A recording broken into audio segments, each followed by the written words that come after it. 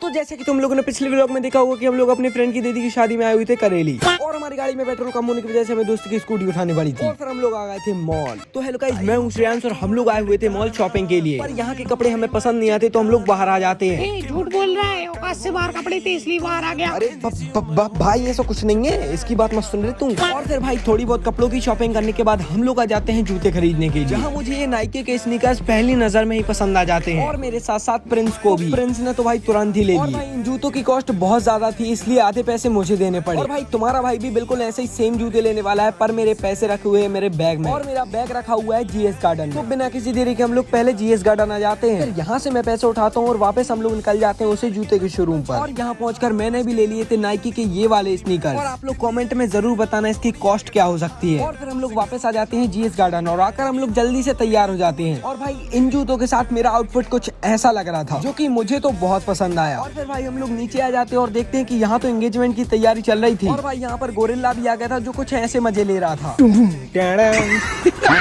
और फिर इसी तरह मस्ती करते करते एंगेजमेंट हो जाती है, और फिर मैं देखता हूँ विकास और सभी लोग आ चुके थे। तो फिर बिना किसी देरी के हम लोग आ जाते हैं अपनी पेट पूजा करने के लिए, और फिर भरपेला की पेट पूजा करने के बाद देखते हैं कि बारात आ चुकी थी। तो बिन बोला बाराती की तरह हम भी घुस जाते हैं बारात में नाचने के लिए, और फिर नाचते नाचते हम लोगों ने बारातियों को ही साइड कर दिया। और फिर नाचते नाचते हम लोग थोड़ा थक गए थे और कुछ ठंडा खाने का मन कर रहा था, तो इसलिए हम लोग आ गए थे बर्फ का गोला खाने। पर यहाँ तो भाई कुछ अलग ही सिस्टम चल रहा था, सभी लोग अपने अपने हाथ से बनाकर खा रहे थे, तो हम भी कौन से कम थे, हमने भी अपने हाथ से बनाया और अपने हाथ से खा लिया। फिर भाई यहाँ पर अचानक से पानी गिरने लगता है और खतरनाक भगदड़ मच जाती है। फिर मुझे यहाँ पर डायलॉग मारना पड़ा, ऐसा तो मैंने कभी सोचा ही नहीं था। अब भाई पानी गिर रहा था तो हम लोग अपने रूम में आ गए थे, और भाई मैं 2 मिनट के लिए सोया था, सोते सोते सुबह हो गई।